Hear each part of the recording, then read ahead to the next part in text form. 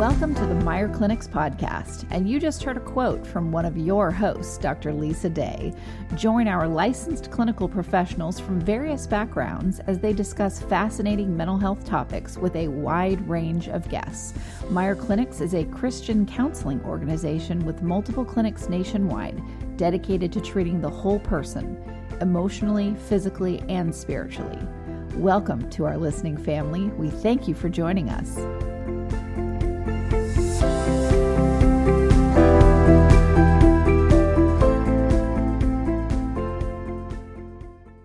Hi, everybody. Kristen Walker here. We have a special guest along with Dr. Lisa Day. Hello, Lisa. Hello there. And hello, Frank King. Oh, I thought I was a special. Oh, I am the special. You are the special guest. Yes. Special being the qualifier. Yes. Yeah. Well, Dr. Day, what are we going to talk about today?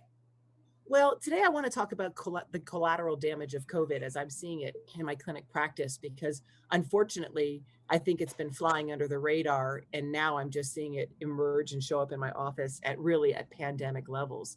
And, really taking a look at whether it's COVID, the pandemic, the political unrest, or the racial upheaval and riots. But I'm seeing mental illness, suicide risk, attempt, and completion in teens skyrocket. So what I want to look at today is, what is happening within that population, how we can be aware of it, how we might intervene, and most importantly, how we can support these kids as they navigate through these unprecedented times. Agreed. That's a heavy duty subject. I just full disclosure, have had 3 friends that have reached out with teenagers that have had attempts unsuccessful in the last 3 weeks. So this is hitting home for everybody. This isn't just something that you hear on the news.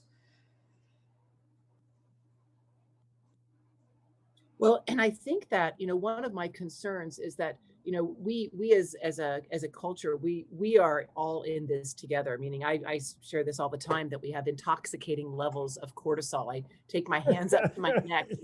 Right. We're choking, right? And so, in my home, I always say these are challenging times. None of us are the best version of ourselves, but I need you. And unfortunately, I suspect, or I'm concerned, and Frank, want to pick your brain on this, is that I suspect that so many people are struggling just to keep their own head above water, or that, cortisol level, that we're not recognizing that our teens are really struggling. Meaning, I say in my practice, the most challenged group of people that I'm observing is first and foremost students on online therapy, followed by teachers trying to provide that, online education, followed by teachers trying to provide that online education, followed by families trying to support them. And yet I think that so many people, the chaos that we're experiencing from all of these factors, we're not seeing the struggle of our kids. We're seeing just get online, get your work done, and things will be okay. Right. But with social isolation, with the immediate arrest, of access to their peers, and not only access to their peers, but to other adult relationships, be it teachers, school counselors, or coaches, we're finding that we talked, Kristen, before about this solitary confinement, the realities of COVID, and we're finding a crumbling, within this population of kids, the teens. Absolutely. And I always wonder, what is that going to do in the long term, and what does that do to their education in the long term as well? Well, and on NPR the other day, they said these young people missing a year or more of in-classroom instruction, their overall lifetime, total income will be down by 10, 15, 20% because they missed that year in classroom. Wow. So that's another thing they get to look forward to, is that now they're going to they can't spend time with their friends. They're not getting their school done. They can't go to online colleges, and now their income is going to be compromised. Yeah, you have more bad news where your income is going to be compromised. Right. Well, and I guess for young people, I read an article that for young junior high school athletes who have relied on the structure of the team environment to help, organize their lives. It's something that, something they can, they do day in, day out, or season in, season out. And it's very, there's a routine, and there's camaraderie, and then, you have teammates, and coaches and all that's. And if you happen to be an athlete who is perhaps excelling, that's how you identify. You tie your identity to that athletic ability, and all of a sudden you're not playing. You're going to miss a season, or is a college going to want to pick you up? Scholarship. I mean, it's apparently the rate is actually higher among teenage athletes than it is just rank and file teenagers. The incidence of mental illness And suicide. Mm-hmm. Well, and just in all that you walk there, what I feel is outside the home, and that I'm assuming a healthy, well-functioning teen. But then we have those who are coming into the pandemic struggling, and being outside the home is where they're getting that interaction, that affirmation, that validation from other people, and that's come to a screeching halt. Right. And yes. Yeah, imagine, that the outlet, as we know, of sports helping you deal with those, overload of cortisol, and it's just not there. Well, and some kids, school is very stressful. They go home to unwind. And then there are young people for whom home is very stressful, and they, school is their respite. Yeah. Their safe place. And not even including the fact of all the children who are on, young people who are on, lunch meal assistance or get breakfast at the school, who are not now able to do that because of the family financial situation. So it's a multi-layered problem. Well, and we knew, I mean, we, the three of us, I think, met and talked about this about a year ago, of our baseline concerns for teenagers, suicide being the second leading cause of death in 13 to 18-year-olds. Mm-hmm. And I read a figure from CDC that now 1 in every 4 students has had suicidal thoughts. And, what concerns me, and what I would love, your input on, Frank, is that, when we're in our structure, when we're around school teachers and our general practitioners and our coaches and our friends, and we're feeling these thoughts, there's greater likelihood that it's going to be observed or it's going to be seen. A teacher can pick up on a mood, a counselor can detect a change. But the isolation that's come with the online schooling and the social distancing, these kids are flying right under the radar. And, how do we help them? How do we know? Obviously from a clinician, it's like, okay, open our eyes. But if we're knowing that we're all also intoxicated with cortisol levels and not at our best, what are some things that we can keep an eye out for? How can we be there to know, wow, this kid isn't just being quiet. This kid is really struggling. Well, I think you hit the nail on the head at the beginning of the conversation when you said you've got parents who are high on cortisol, trying to look after young people who are high on cortisol. So I think it begins and I've done podcast after podcast after podcast talking about how neurotypical people can survive the pandemic and the social distancing, the way that people with mental illness are able to get out of bed every morning and put their feet on the floor. Because, if you have mental illness, generally when you wake up, the world's an uncertain place, whether there's a pandemic or not. So I think if we could get to the parents and say, look, you need several things. You need to do several things that people with mental illness often do, high functioning people, is you need a self-care plan. Then I run through my self-care plan: diet, exercise, good night's sleep, meditation, medication. You need other techniques, gamification. You definitely need a routine. So it's the old saw about putting your oxygen mask on first. They don't say on the plane, if you're traveling with a child, put the child's mask on and then you go ahead and pass out. Right. Yeah. No, you put your mask on first and then put the mask on the child. Although I've got a friend who has OCD, was traveling with his son who's 8 years old. The flight attendant made the announcement, traveling with a child, put your mask on first, then put it on your child. And the 8-year-old, who my friend thought didn't notice that he had OCD, said to his dad, we both know that's not going to happen. And my friend goes, why wouldn't that happen? And the 8-year-old says, because while you're busy cleaning your mask, I'll be passing out. Out of the mouth of babes. The point of the story is children, tend to observe and soak in far more information than we give them credit for. When I talk to people about reducing stress in a household, look, you need to turn off the 24-hour news cycle, because that stuff's just going intravenously into your kids. the death and dying, and tractor trailers, refrigerated, and Right. so I would say unplug. An hour a day of news, perhaps not with the children in the room, would be a good idea. And unplug. The problem is not a home office now. Office is home. Right. And your computer's right there, probably on all the time. And you got your smartphone on all the time. Apparently Google, I'll have to Google it to see if this is true. Their customer service folks essentially go home at 6:30 West Coast time. And you get a message from Google if you call for customer service. It says, out of respect for our employees and their families, customer service closes at 6:30. Please leave a message or give us a call tomorrow morning at 6 a.m. Pacific time, and we'll do our best to help you out. So the company shuts down so that the parents can shut down. Oh, beautiful. 6:30. Yeah, I thought that was. I'm still living in shock at that Google actually has a phone number where you can call and speak to a human. Yeah. What is this? Frank, you're making that up. What part? The part about the phone number. Well, I'm brought to a scene where really this came to head for me, and is in this past November, where I was in Florida, working during the day, doing night nurse hospice care for my mother. The election was happening. I had 6 family members immediately in the home. My 15-year-old niece is sitting on the couch in the living room doing online schooling the entire day.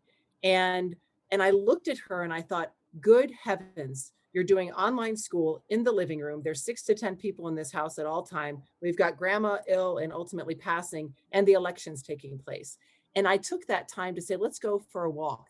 And that's when I really personally was able to walk inside the challenges of what these young kids are experiencing. And it's a war zone. That poor brain is just firing on all cylinders. And yet there's this expectation, and I observed it, and I have a wonderful, loving family of, you need to get that schooling done. You need to get that project done. You need to keep your grades up. And this kid, bless her heart, she produced straight A's, but she was overwhelmed, but alone. And so it's that piece that we want to recognize, that these kids, they may be looking okay on the outside, but they're not looking okay on the inside.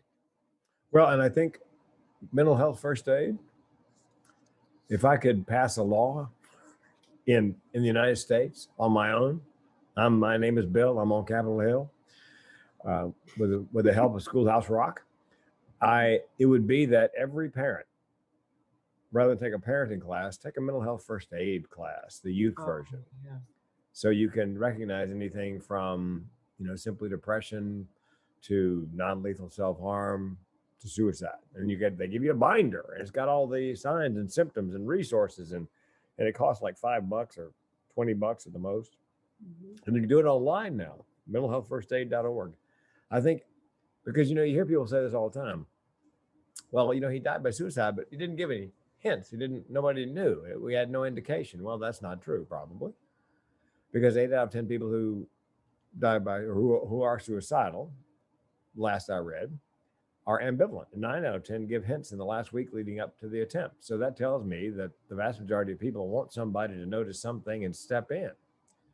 So that's mostly what I do when I speak, is I give my lived experience, and then I talk about the signs and symptoms of depression, thoughts of suicide, and also what to say, what not to say, what to do, what not to do. Something that I think parents need to learn, because the average neurotypical human parent, I'm depressed, pull yourself up by your bootstraps, turn that frown upside down, take this fish oil. Thanks, Mom. Yeah. Yeah. So I think, if you knew what to say and what to do, and what not to say, what not to do, and that protocol for, well, and I look at my dishwasher. My dishwasher has been non-functional for about 4 months now. And with so many moving parts in my own life, and with practice and telehealth and all the other stuff that we can plan, I'm like, I don't got time. I can't deal with that right now. We'll wash the dishes. And I don't think that there's any intentional approach to our children, but I think that it's going into oh, you're feeling suicidal? Oh, sweetheart, I think these are hard times. Things are going to be better. What can we teach parents, Frank, that we can listen and not be afraid? Meaning, so many parents are afraid. they see that their child has begun to cut on themselves. They're becoming more tearful. They're isolating in their room. What can, I mean, initially I say we want to move toward that. We want to be prepared to, or try to be comfortable with discomfort. And, we as Americans, we're not very good at that in general. And then with all of the issues that are contributing to it now, what are some things, or what are some skills that we might be able to give parents of how to move toward these signs that look subtle, but that actually could be pretty profound? Last week, reaching out of help, I don't know what to do. Well, first educate them what the signs are, both verbal and nonverbal and behavioral, so that they have to be open to receiving. Nobody wants to think their kid is less than perfect.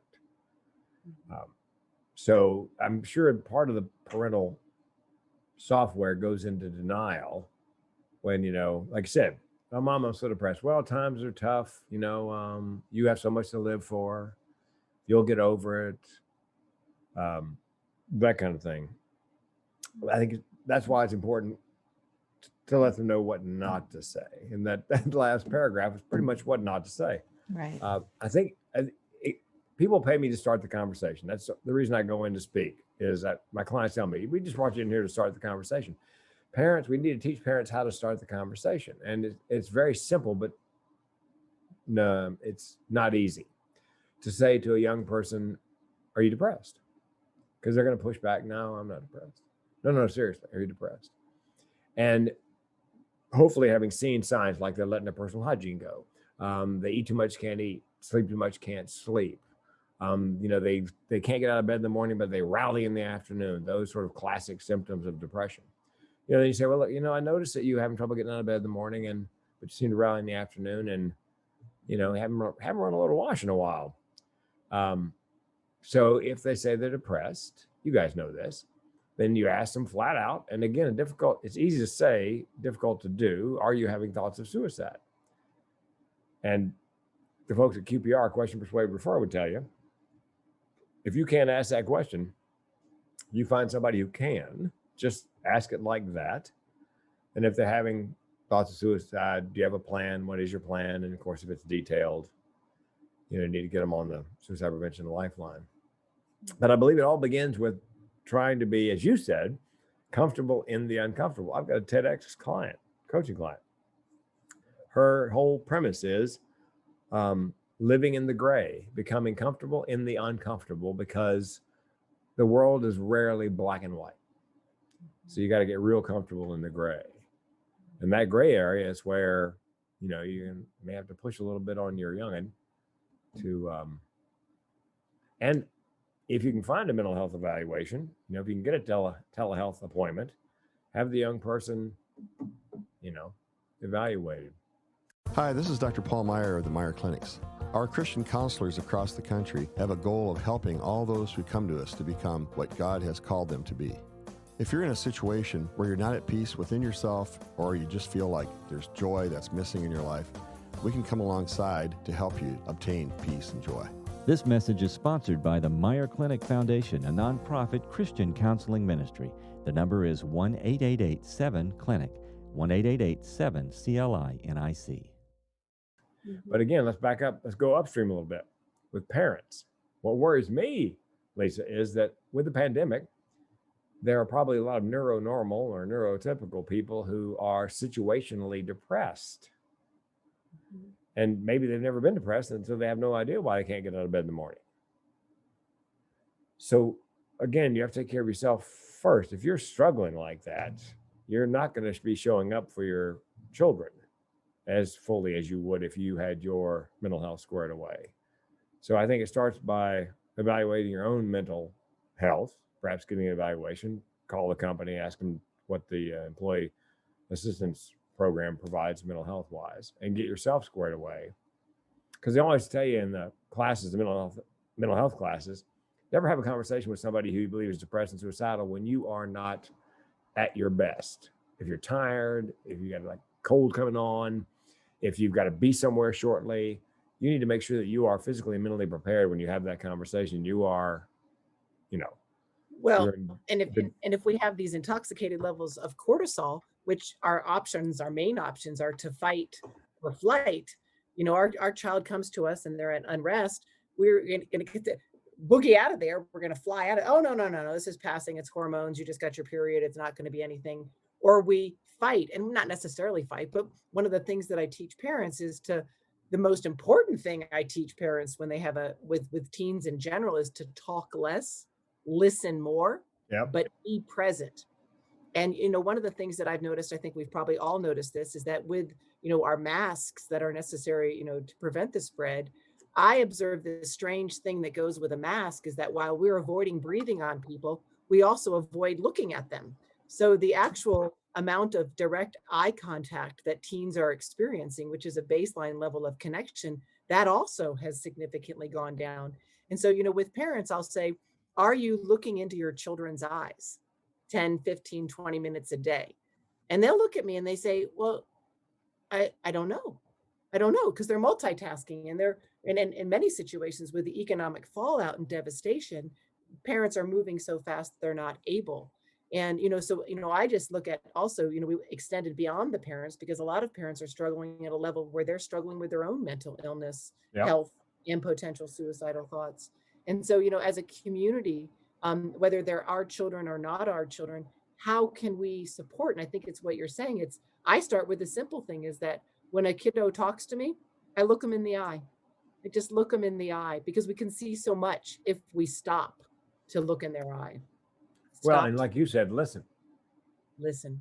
Mhm. and speak to them. I was on a plane not long ago, and there's a 4-year-old in the seat across the aisle from me, and we landed, and the kid just went off. I mean, that sort of crying that you just don't think will ever stop. Yes. And the parents are, oh, hon, it's gonna be okay. It's gonna be okay. It's gonna be okay. Be okay. So I looked over at him, got his attention. I go, man, I'm right there with you. I'd rather be on any airline but Southwest, but here we are. What are we gonna do about it? And the kid shut up. And the father goes, how did you do that? And I said, well, rather than lecturing at him, I was commiserating with him. And he probably had understood nothing I said, except it must have been empathetic, because he quit crying. So I think it's a matter of listening and having empathy. It's a mistake that adults make all the time about young people, because they've forgotten what it's like to be a young person. My friend Sarah Gare and Kristen's friend Sarah Gare did a whole TED talk on the like 3 or 4 lies that adults tell you. And a good example of it is when you have a boyfriend-girlfriend situation, first boyfriend or first girlfriend, then you break up, adults tend to say, oh, honey, it's just puppy love. It's not that bad. You'll date a lot of people before you. But they forget just how devastating the loss of that first love was. So they're relating to the child's problem as an adult rather than, you know what I mean? Relating down to them, not relating across to them as a human. Oh, I know that hurts. Oh, man, when my first boyfriend broke up with me, every song on the radio seemed like a breakup song. Well, and So I it's think- true. You should be grateful that you have online school. So many kids are out of school, that same kind of concept. Yeah, or don't have a computer. Right. A lot of underserved communities don't have laptops, don't have PCs. They can't go to school. I found that with Hispanic young women, young woman came up to me at college. She goes, I'm living with depression. I said, what about your family? She said, well, my folks came from Mexico decades ago, dirt poor down there, made a life for themselves, made a good life for us. So did you tell your mother you were depressed? She said, yes. What did your mother say? She said, what do you have to be depressed about? When I was your age, I was living in Mexico in a hut with a dirt floor. So that wouldn't be my choice of counseling at that point. But you understand her perspective is, comparatively speaking. Right. Well, and then you have the other group of kiddos that I observe, which I would love your input on how to get to them, who their parents haven't lost their jobs. Their life hasn't been affected that terribly much, by change of income or food on the table or heat, literally the heat being turned off in the house. Their parents seem to be doing okay. They're a little absorbed in their cell phone or in news and media, but they begin to discredit that they have no reason to be feeling depressed. And so they stuff those emotions, they detach from those emotions, they go numb. And yet inside they are experiencing the fallout from the uncertainty, the political unrest. They're seeing their parents preoccupied with news and fears of the pandemic. What about those kids who don't have the obvious symptoms? Do you have any other input or how we might see? I mean, obviously there's some of the obvious signs of cutting. I often see the kiddos will cut as a means of bringing the pain from the inside to a visual on the outside. Mhm. But any thoughts about those kiddos who are literally detaching from their own struggle only to find that they are high risk because they have successful suicides? Yeah, I think it may go back to what you said in the beginning, is that the parents are, on their phones, on their computers, not interacting with the young people. I mean, we talked about this when we did a thing on digital media addiction. I believe that there should be a power strip in the bedroom, adult's bedroom, where all the devices go into the power strip at night, the router's turned off. And so there's no, and nobody touches it until an appointed hour the next morning. And how about in that planning, sit down and, as you mentioned, and look each other in the eye and simply have a conversation where you're not distracted, you're not looking at your phone every 15, 20 seconds. I guess back to communication, back to asking. And I guess not assuming that because there's no complaints that there's no problem. So being more proactive during this time, that I think it's safer to assume our teens are struggling than they're not struggling. And to, have an overactive, availability to check in and to have the courage to check in, even if they look like things are okay on the outside. I've not come across a single teen who's not struggling in some fashion with, Right. The multiple dynamics. Yeah. Lisa, something just happened with your sound. My back? I don't There know. you go. Okay. There we go. go. Yeah, well, Yeah, get that cord. Sorry about that. That's right. Was that a toilet flushing? What was it? Excuse me. That's well, I've got another TEDx coaching client who actually got a TEDx, and the premise of his TEDx is family is medicine. He worked with teens in inpatient facilities for a number of years, and where parents would just come by, drop the kid off, and there was no real end to the therapy. It just kind of went until they, there was not really any, the kid's crying because who knows when it's going to end. The parents are crying, just give it a try. My friend Paul, Dr. Paul, is crying because he's thinking there's got to be a better way. So he decided that it would be better to treat the young person and the family simultaneously as a unit. So that whatever you recommend gets signed off not only by the teenager, but by the parents who are in control. Because you could have a young person in individual therapy, send them home with these ideas, but if he can't get his parents to sign off on it, then what's... Yeah, that's huge. I have two families just like that, where I'm working with all members of the family and the family because of that interdynamic, system, the systems component of it. So I think Yes. it's good. Yeah. And he did a study of 28,000 people on that premise and found the therapy to be far more, he always had success with adults, but with the same techniques, not so much with the teenagers. But when he began the family is medicine model, then far better success. And again, part of it's got to be that all the electronics are turned off. You have to talk, you've got to interact, face to face. Well, and I think that we say that often, especially the three of us, when we talk about the digital media addiction. But if we come back to cortisol levels, what we do know is that, taking a dive into our cell phone or a dive into our social media, it doesn't calm us, it doesn't relax us, it doesn't do anything that deep breathing or progressive relaxation will do. It further charges our cortisol, further making us unavailable for that connection and attachment. Well, and have you seen The Social Dilemma on Netflix? Oh, I have. Yeah, my favorite line in there is, well, Facebook's free. And the guy goes, here's the deal. If whatever you're using is free, you are the product. I Yeah. like that. Very true. Very Yep. true. What do you guys know of the new software that they're using? And the one that comes to mind for me is Gaggle. that it's a part of the school-based computer systems to monitor harm, self-harm behavior, depression, sexual explicit photos, violence. Any thoughts or experience in that? I don't. No. I've never actually even heard of it. Didn't realize. Well, it came across my desk a couple of months ago, and like I said, the one that I'm familiar with is Gaggle, but I think that there are a couple out there, and essentially, I mean, I would call it spyware. Back in the day, monitoring. Right? That was my adolescent responses. Oh my goodness, we've got some spyware here. But actually, I think that they have. It's a technology that combines artificial intelligence with monitoring by safety experts.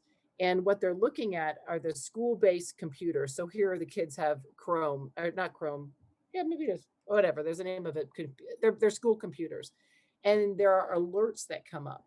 And what research is showing is that they're able to detect kids who are depressed or violent or having sexually explicit material, but most importantly, pertinent for this conversation, who are demonstrating suicidal ideation. Mhm. And they're showing that with the monitoring of the computers, with the safety experts, and then being able to notify school officials or the contacts at the school, that they're actually able to intervene. I guess one study said they intervened with about 1,000 active suicide attempts. And so it was so much technology has taken off in this time of COVID. I've learned to become an expert at telehealth, but I was just wondering if you had any experience with those kinds of interventions or monitoring. I do now that I just Googled it while you guys were talking, but I did take part in a software platform and we were really researching it and looking at taking this to schools. And it's already in many, many schools where it has those same things, but this was more of an assessment tool that's used by the school counselor. And so Gaggle takes this a whole other direction. But the first thing I thought with Gaggle is gag, like censorship. And there's so much, I mean, we have to take into account as well. There's so much, conflicting ideas, so many conflicting ideas out there between what parents believe, what their children believe. There's so much of that going on that can be heated in terms of what kids feel safe using. What I hear from my friends that have teenagers that will come talk to me is they don't trust adults now more than ever. Like Oh, wow. already we had issues with kids, trusting adults. Now they really do not trust adults. So, and honestly, a big part of that too is, like we said, they're missing that social connection, but one of their biggest social connections was some kind of church function, because at least one day a week they got to get together and their family was together for this activity. And that's changed as well. So that they've lost that support. exactly. So, I think kids realize that we don't have all the answers. The adults don't even have all the answers. This is new for us too. And that can lead to, well, then why would it, my foundation has completely, uh, disappeared beneath my feet. So where do I go at this point? Well, and one of the things that I like about the Gaggle idea, while I don't like I mean, I think that's the kind of thing, what I understand, it's the kind of thing that you have to sign that that it's happening so that there's not that spyware component of it. But, with kids not being in school and not meeting with their coaches, their teachers, their school counselors, their peers, their youth ministers, there is a place on that software where they can anonymously reach out. Because I think one of my concerns as a practitioner is, how are these kids, the ones who are not only getting services prior to quarantine and social distancing, but those who have emerged, that where are they getting help and support? So it's one of the upsides of it, in being able to do early alert, but there's also a way to reach out, meaning I'm struggling, and then hopefully to be able to refer them, to a therapist. But I just get concerned of how we can help these kiddos when they are isolated. Yeah. Well, why not a unit? And I've wondered about this for a long time. Why not a unit on mental health, age appropriate for each grade level? We talk about drugs and alcohol, tobacco cessation, sex, I suppose they still teach sex ed in school, but nothing about, mental health. Seemed like a unit on mental health, even just a semester or a quarter or whatever would be, because then you're creating a generation of children or young people who know how to spot the signs, and they spend far more time with their peers than the parents spend with their kids. And what did you it's already gone off my mind, but what did you refer to, Frank? Was it the mental health toolbox? Is that what something we can refer adults to? Mental health first aid.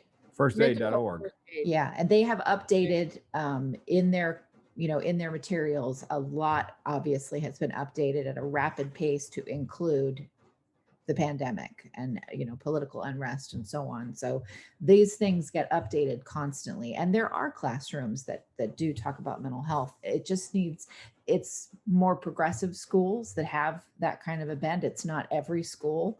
So a lot of teachers that I've spoken with have said, we used to have home ec, which it's sad that it isn't there, but can we put that back in and repurpose it as really mental health focus? Yeah. Well, one of the things that we have here in our county, and I don't know if it's I don't believe it's nationwide, but I do believe it's available, is resiliency training. And it's a community wide, and it's very active. And I think that would be another thing that parents could refer to. And I believe it's simply termed resiliency training. And it is about how do we, one of the things that I teach in my practice, especially at this point in the pandemic, is adaptation.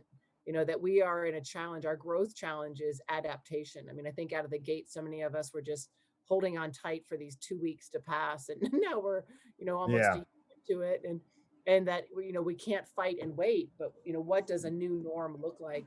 And so I think, when you talk about that, about mental health in each class, I think, reminding ourselves that there are tools out there, such as this mental health first aid. There is resiliency training. There is telehealth, which, at first, I don't know what you guys have experienced, but bless the hearts of these students. They would be online 8 hours a day and then, log on to do therapy with me at 4. And they would just kind of stare at me with lean forward once, lean forward twice, and then the head would go down, down, down, down. Their brains just had been inundated with online, that it was not an effective use of therapy, though we're making some headway in that. Yes, I think, by the way, the mental health first aid class is generally 8 hours. They take a break for lunch. And if it's live, they have pizza. So I thought was fabulous. I think before the pandemic, I remember reading when we were preparing for the digital media addiction presentation, reading that the amount of time that young women spend face to face with their classmates, peers, had dropped 40% since 2012. They're kind of hanging out at the mall like we did when we were kids. We hung out in different places, the YMCA, the mall, and they're spending more time obviously on a smartphone. And somebody said, the day will come when somebody of that generation, when something happens bad to you, they won't know what sort of expression to put on their face to commiserate, but they will know the exact emoji to send. Right. It's true. That is true. But it's so true. We don't see expressions anymore. Everybody looks angry. I just get concerned about what that looks like, in the long-term development of our kiddos and our culture. Well, without the mask, by the way, before the mask, with kids, oftentimes they didn't make eye contact. Even clerks in stores. I'm standing there in front of obviously can't find what I'm looking for. The clerk walks right by. Now, if in my generation, I would have stopped, and looked in the guy in the eye. You have trouble finding something? Yeah, I can't find. But they don't make eye contact. I could have been on fire, and he wouldn't have brought me an extinguisher, I don't think. And I said to somebody, this not looking me in the eye, they're looking down at my chest. I felt like kind of like women do sometimes. No, my eyes are up here. My eyes, take your eyes off my chest. My eyes are up here.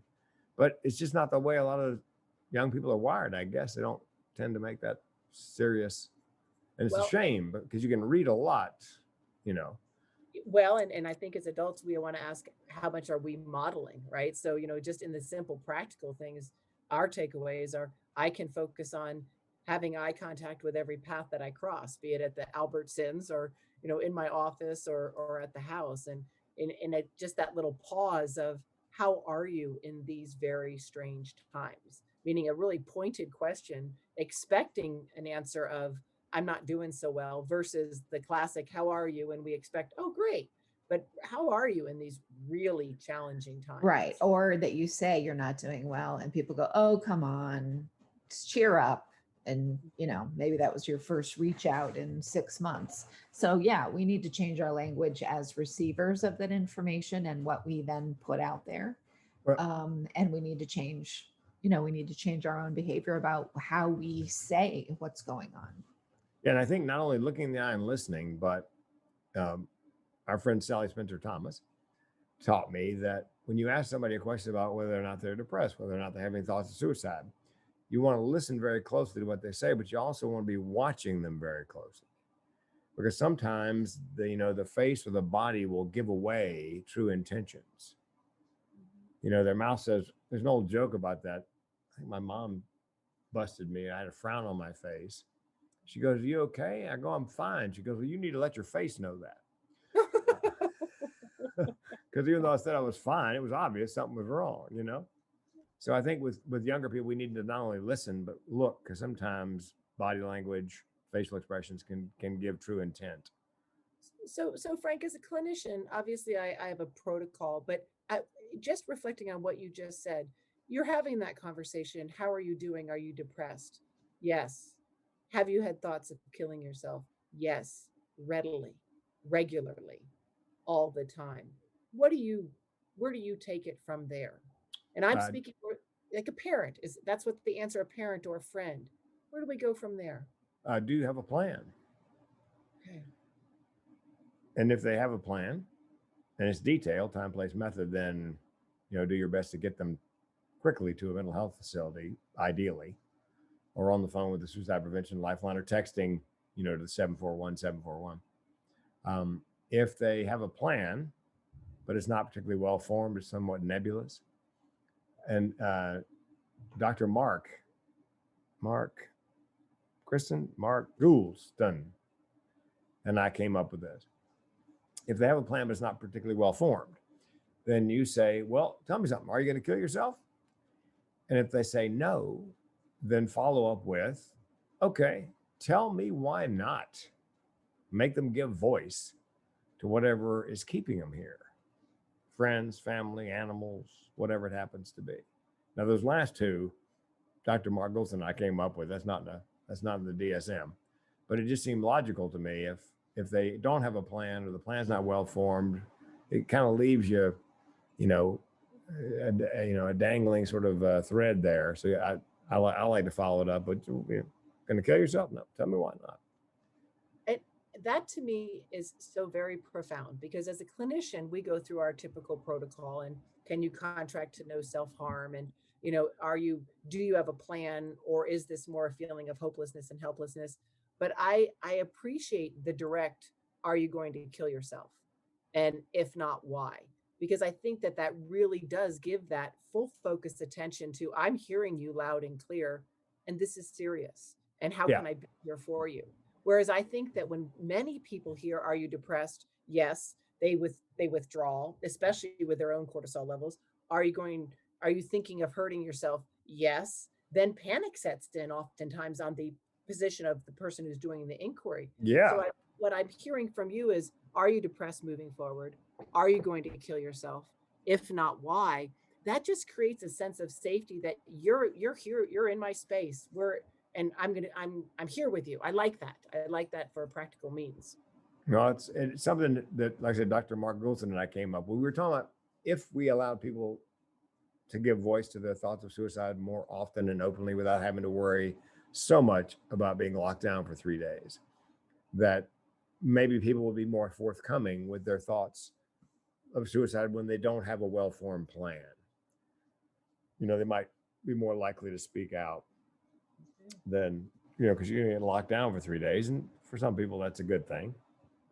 But It's just I think For others, what I observe is they learn not to talk about it. exactly. So, like if there's the panic, oh my goodness, I'm taking you to the ER and you're going straight to 7 to 9 days for evaluation. I find that many teens, especially, they come out of there learning, well, that I'm not doing that again. I'm not telling anybody. I just had this conversation. Oh, great. So now I'm going to be put somewhere where I can't use my phone for a minimum of 2 weeks. They're going to make sure that there are no staples in any of the papers, and I won't be able to wear shoes with shoelaces. And that, imagine a teenager saying that in a way a teenager says things. So they're not ignorant. They know what goes on, with these kinds of things. So there has to be an easier way to, to get started on that particular journey, coming from something that's going to engage them. And sometimes sarcasm really works. Yeah. And as a non-clinician, I have the license, pardon the pun, to say crazy stuff like that. To be blunt and and I share. just said, yep, they're going to make a daisy chain out of your shoelaces. Just get over it, and they'll pull them out. We just laughed, and then the rest of the conversation was, okay, so that this is going to happen. You're going to be okay. Let's get you in this place. And it's only 2 weeks of your life, but I had to be a teenager for 10 minutes and remember what it was like to be like that, which is all the time since I'm not really an adult anyway. And to make that, that leap into, this is where you're going to go, at least for 2 weeks. And I think when we remove the drum roll, I think we're still on that place of wanting to remove the stigma, that you're not doing okay and that you're feeling suicidal, that is actually more common than not right now. And we're in this together, and let's move toward that. Let's see about getting the support that is necessary, not only for the individual, but for the family. But Absolutely. Well, I want to say thank you to both of you. Obviously, this is a very important conversation. And, like we've said throughout this show, we're going through this right along with everybody else. Nobody came on here saying, I'm the expert in this. We're figuring out as we go along too. So Frank King, the mental health comedian, thank you for coming on and doing the show. Oh, thanks for inviting me, guys. And of course, Dr. Lisa Day, I'm glad to have you back in the podcast seat. I'm so glad to be here with both of you and so appreciate you taking the time. I think that unfortunately we're going to see the fallout from this for several years to come. Yeah. And I so appreciate Frank, your expertise, and Kristen, your expertise and input as we navigate how to support this segment of mental health struggles. Absolutely. Thank you, listeners, for tuning in to another episode of the Meyer Clinics podcast.